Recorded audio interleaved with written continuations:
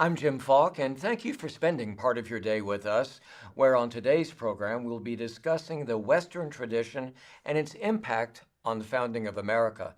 The government of the United States traces its roots back to ancient Greece, Rome, and historic philosophers such as Plato and Aristotle. Considering their extraordinary influence on modern political systems, especially democracy, it couldn't be timelier to reconnect and reconsider the early origins of our government. This is especially relevant now as increasingly we are seeing evidence of countries slipping towards authoritarianism, a risk that some fear for the United States. Our guests today include Joseph Loconte. He's a best-selling author, an educator, and filmmaker. He comes to us from the New College of Florida, where he's a presidential scholar. He's also the director of the Rivendell Center in New York City, and his YouTube history channel is really great. History and the Human Story. He explores the cultural and political achievements of Western civilization and the American Republic. Also with us is John Miko. He's the president of Founding Forward. He describes himself on his LinkedIn profile as a champion of civics and American history. So lots for us to consider today. Gentlemen, so great to have you both with us. And as I said when we were in the virtual green room, I'm not going to ask many questions. You guys know each other. I've watched you on your YouTube channel. I may just sit back and enjoy the program. But to start out, tell me, what is Western tradition and why should I care? Yeah. Thank you, Jim, for being on the show. It's great to be with my friend John Miko. I know we're going to have a robust discussion. Look, there are different ways you can define Western civilization or the Western tradition. Here's a shorthand for us. It's the centuries-long interaction between Greek and Roman culture, the Greco-Roman culture, transformed by Judaism and Christianity, transformed again by the technological, the scientific, and the philosophical revolutions of the 17th and 18th centuries. So geographically, yeah, we're talking Europe, we're talking the United States, we throw in our Canadian friends. But that's part of the amazing thing about Western civilization. In some ways, it's expanded around the globe, but it's defined by a set of pretty clearly articulated ideas and concepts of ideals, values, institutions that you think distinctively, this is what makes up Western civilization and distinguishes it from other civilizations. Is the term Western really the term we should use? I mean, if we were starting over, would you try to perhaps come up with another characterization? John, you want to take that? I've got an opinion about that. Go ahead. So I think what Joe touched on, maybe Jim, kind of answers that question.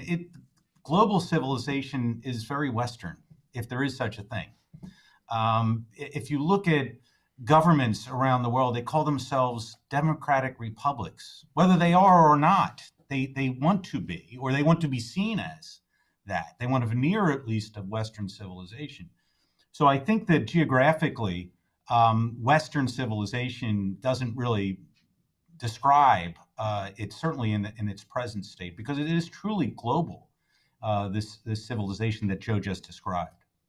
Jim, to your point, one of the things that's just so remarkable, and the great British historian Neil Ferguson is pointing this out in his book called Civilization, that we have to somehow explain the mystery of how did Western civilization come to dominate the thinking of really the global community for the last 500 years. We can debate what kind of influence China is going to have and is now having on the world. But if you think about the things that people take for granted, government by consent of the governed, a free market economy, drinkable water, a competent technology and all this, it really comes out of the West. And we'll get into it in the discussion. But it is a bit of a mystery trying to explain how and why did Western civilization, as we understand it, how did it come to dominate really the globe in so many ways? And the evidence that we see in terms of just the flourishing of humans, right? Which doesn't start to happen in the way we see it today until there is this thing that we're calling in this program Western civilization. And you see little, if you go back 50,000 years and you go back 25,000 years and 10,000 and 5,000 years, the human condition is almost exactly the same. And it's not very happy. And then this Western civilization comes in, and within 2,000, 3,000 years, everything is transformed, especially in the last, as Niall Ferguson says, couple hundred years, which is really a remarkable thing if you look at human history. Well, one of the things I often think back to is Colin Powell, who, of course, was our great Secretary of State in so many positions in government. And I remember hearing him say, you can go around the world and you don't see lines of people standing in line to get a visa to go to China or go to Korea or even some European countries the way you do for people wanting to come to this country, legally, let's hope. And I think people want to come here, yes, for economic potential and opportunities, but also for something else. And that is, what are some of the themes of Western civilization? And I wonder if you might elaborate on what you think about that. Jim, it's an excellent point. Think about people like Yeonmi Park. When she was 13 years old, she escaped North Korea. North Korea, even though it calls itself a republic, it's essentially a concentration camp, isn't it? Masquerading as a country. She escapes, she comes to New York City.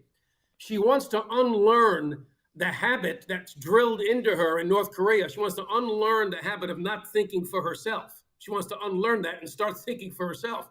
But what she says, when she told various interviewers, she says when she came to New York, she found that what she was experiencing there from the major media like the New York Times and National Public Radio and her friends at Columbia University, it wasn't helping her to think for herself. She found a cancel culture and a kind of self-loathing of America and American ideals. And here's what she said about what was transformative for her. She says, it wasn't the education I received at Columbia or following the American press. I was reading the old books, she says. I was reading the old books. There is a reason why, she says, the great books of Western civilization are all banned in dictatorships. Wow, the great books. That gets us into Western civilization, right? We can begin with Socrates and the Apology. Let me pause there and give my good friend John Miko a chance to respond to that. It goes right back to the Greeks. Yeah, and then let me just jump forward, Jim, and think about the fact that there were lots of reasons why people originally came to what was then the North American colonies, and many of them had nothing to do with economic issues. They were religious issues and what we would call today First Amendment issues. They were freedom of thought, of religion, and that drove much of what happened in the early colonial and, in fact, in our founding, was those kinds of issues as much as the economic issues. I'd like for you all to drill down a little bit on the concept of equality, because when I think of ancient Rome, there wasn't a lot of equality there. And how do you then make that transition to where we went through, I guess, would it be the period of Enlightenment? Yeah, Jim, it's a big question. I'm going to try to give a shorthand, not too verbose description of this. Think about what we got from the Greeks and the Romans. We did get the idea of the individual emerging. I mean, that's why Socrates and the Apology is so important. What is Socrates saying? I must obey God, he says, not you guys. I'm committed to philosophy. He's accused of corrupting the youth of Athens. What he's doing is he's teaching them to think for themselves, right? Freedom of conscience in the pursuit of truth. That's a huge lesson, it seems to me, from Socrates. So there's an emphasis on the individual we're seeing in ancient Greece. And of course, it's the Greeks who first think, hey, we're not meant to live in slavery. We're not meant to be ruled by tyrants. We're meant to live in freedom, democracy. So we get the early ideas of this with the Greeks. The Romans pick up on it. And I think one of the great contributions of Rome back to Cicero, and I'll get to your question here in a minute, Jim. What Rome gave us really through Cicero was this concept of natural law. Natural law. There's a moral law, a universal moral law that everyone knows. Conscience tells them and informs them. And we see this from Rome. And then what happens? And this is where the transformation comes. We start getting the idea of equality. What do the Jews and the Christians introduce into the bloodstream of the West? Equality before a loving and holy God. That every person's soul matters to this loving and just God. Every soul, every human soul matters. We're getting the idea of equality, of human equality, mixed in now with these Greco-Roman concepts. Let me pause there and give John a chance to fill that out. No, I think that's absolutely right, Joe. This is what terrified the Romans, right? This is why they were not real big fans of Christianity, because Yes. it kind of turned all of this on its head. And while there was aspects of that in some of the Jewish tradition, this was a very different kind of religious belief, and it was, of course, meant to be spread. And it really scared the Romans. This idea of equality, true equality in the eyes of God, made in the image of God. That was a scary thought for them. Well, I was just going to say the other thing is that I think is such an essential theme is there was skepticism and fear of power being concentrated. And you really do begin to see the seeds, if you wish, of separation of powers. And I wonder if both of you might take a stab at that. Joseph, let's go to you first.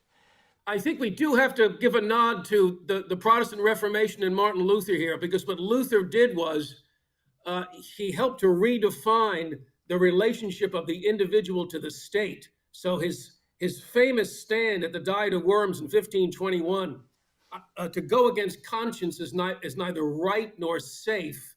Here I stand, right? That Protestant Reformation helps to launch a debate about rights, about human rights, about natural rights. And this is where we have to fast forward a bit to John Locke, my guy, John Locke, in the 1670s and 80s. What Locke does is he puts together the idea of natural law, human equality, natural rights.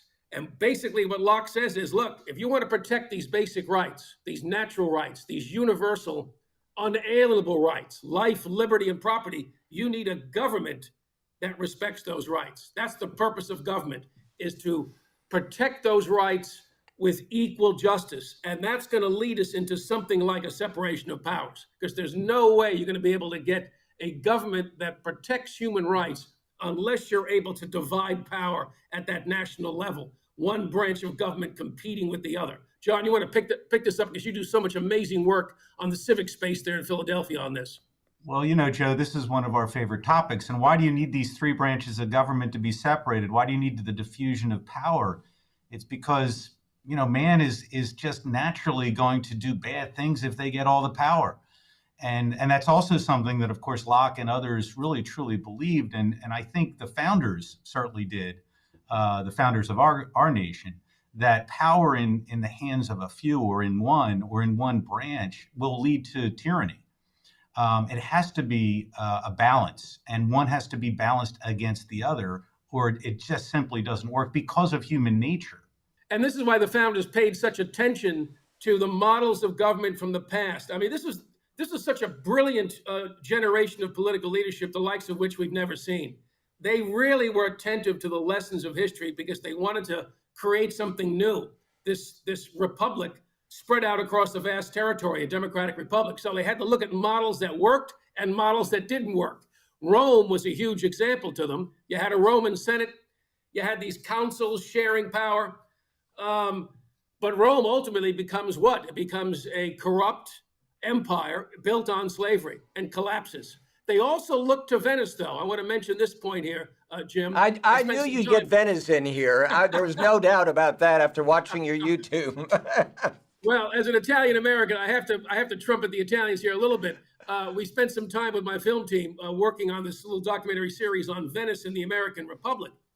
Venice lasted for the better part of 1,000 years as a republic with a separation of powers. So you had the Doge, not the modern Doge right now with the Trump administration. You had this sort of monarch, but his power was severely constrained by a Senate made up of aristocrats and then a National Assembly. Anybody over the age of 25 who was considered a citizen could vote. One man, one vote. So you had a separation of powers in Venice, and it lasted for the better part of 1,000 years. It outlasted Rome, and people like John Adams, they studied the examples of Rome and Venice and other places to figure out, okay, what's going to work here in the American context. It was a brilliant, brilliant stroke using history, if I could borrow a line from my friend Os Guinness, using history to defy history, because the natural bent of every political system, every civilization is decline, right? It's decline. Use history to defy history. So, largely so far in our conversation, we've talked about political concepts. So let's spend a few minutes talking about private property, capitalism, and how that blends in with our subject of Western civilization. So, there's a lot of Lockean stuff here we could talk about, Joe. But private property and the idea that we have individual rights and a right to pursue our own happiness, right? The right of pursuit of property, which is a relatively new idea for the common man, if you will. Mm-hmm. And these ideas are expressed brilliantly, of course, in our founding, in the Declaration, in that great document, the pursuit of life, liberty, and the pursuit of happiness, and that all men are created equal. All the things we've been talking about really in the last 10 or 15 minutes. And so the pursuit of property was key to all of this. And it was your individual right, not the right of the state to keep your property or take your property, but your individual right to pursue property. Joe, give us a little Lockean bent on that. I was hoping you'd ask. I mean, this is where this other great book from the Western tradition, Locke's two treatises on government, particularly the second treatise.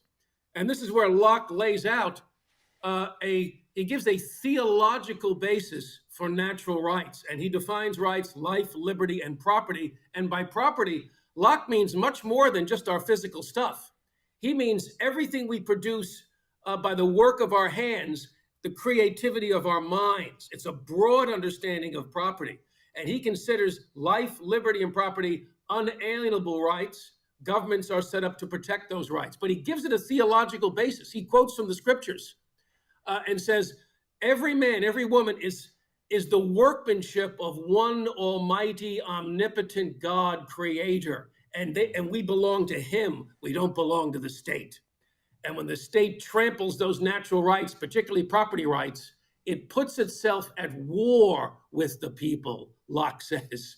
100 years later, the Americans run with that idea, don't they, John? Jefferson, of course, takes the word happiness in place of that property. And that's quite intentional, of course, too, because he has, I think, an idea that you just expressed, that happiness is property, but it's a lot of other things. It's the pursuit of virtue. It's being a good person. It's being a virtuous person. That is really in part of that word happiness. And that's not really understood, I think, generally today. Happiness is, a big smile on your face and you're content. But there was much more to that word, I think, when Jefferson wrote it. Well, I think one of the issues right now is probably the men and women who serve in our Congress don't think about these things. And it's almost, gentlemen, as if people are afraid, if you wish, they're reluctant to reflect on some of these philosophical questions about how our government was really founded. Would you agree with that? Yeah, I completely agree with you, Jim. There's an amnesia at several levels, isn't there? One of the foundational ideas that the American founders got hold of, which goes back really to the classical Christian tradition. They didn't invent it. It's this idea that, okay, freedom requires virtuous citizens. I'm going to borrow here from my friend Os Guinness again. Freedom requires virtue. To have virtuous citizens, you really need a faith commitment, some kind of religious commitment. So there's an eternal triangle in the American system. Freedom requires virtue requires faith. What kind of faith? Not an established church, not coerced religion, but a free market of religion. That's the eternal triangle. Freedom requires virtue requires faith requires freedom. The American founders understood that, and they put that concept at the heart of our constitutional order. And I think it helps to explain the success of the American experiment and incredible prosperity and creativity. John, what do you think? To Jim's question, I think the whole word virtue is kind of out of favor. To say something is virtuous, I think people are afraid of that word. They really are, and it's a tragedy because we can't have a democratic republic that works without virtuous citizens. We can, and that's what we teach all the time: is how to be a virtuous citizen, a good citizen, a virtuous citizen. And without that, Yes. it will not work. It will not work. Yes. I'll take one thing, Joe, and I wonder if you would comment on this. So I've always wondered, though, you've got guys like Franklin and some of the other deists. I'll call them deists. We could argue about that too. Yeah. That talk about virtue and talk about the importance of Christianity, specifically, in creating that among the citizens. But I often get the idea that they didn't really think they needed it. Oh, that's interesting. and I really mean that. You read because they'll say on one hand they're not really buying this, right? And on the other hand, it's really important that we have it. So, Joe, we've not really talked about this, Joe. But that's a fascinating question. I think I can't give a general answer to that because the founders were so distinct, in their own faith commitments, and often it's hard to know what their actual faith commitments were. Where is his faith commitments? He seems to be very sincere in his acknowledgement of providence. Yeah, well, one thing I was going to say, they are, despite we call them the American founders and hold them up in high esteem, at the root, they were still politicians. Yes. This is true. Yes, they are. So one of the things I like to do on the program is give our viewers an opportunity to sort of go and learn more. 2 or 3 books, if someone really wanted to get a stronger foundation on Western civilization, where should they turn? I mentioned a moment ago Neil Ferguson's book on civilization, The West and the Rest. That is a fabulous single-volume look at Western Civ, I think. Great place to start for Western Civ. But I do want to recommend a more modern book as well, Jim, on the 20th century. And it really helps to show, okay, we had these Western ideas about universal moral laws. What happens when we reject that tradition? What happens when political societies reject that classical Christian tradition? And that's what Paul Johnson does in his amazing book on the 20th century, Modern Times. And it came out probably 40 years ago now, but it's still, I think, the best single volume philosophical, political look at the 20th century and how we got fascism, communism, totalitarianism. It was all the rejection of the Western tradition. So that's a good book to have in your hands to think about, okay, what happens if we reject the classical Christian tradition? What happens? The 20th century happens, the caveman century. That's what happens. So, gentlemen, this is a tough one. Are you seeing anything now that's taking place in the United States that gives you pause to say that we are rejecting Western tradition? Yes. That's a safe answer, maybe. Elaborate. Want to unpack that, John, a little bit, and then I'll jump in.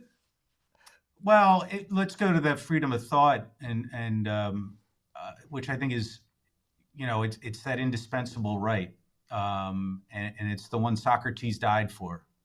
It's going back to the Greeks, and I do think there's a real, and it's coming from all sides of the political spectrum, an attack on thought, not just freedom of press, but really free thought.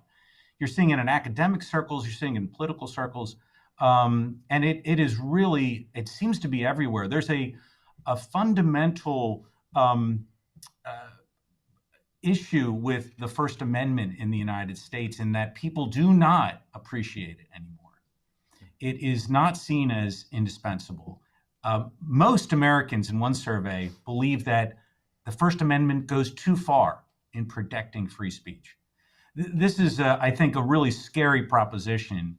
Because if we don't have, it really is the right that follow, all the other rights follow from that one. And and I think that's a fundamental Western idea. Joe, your thoughts on that? Yeah.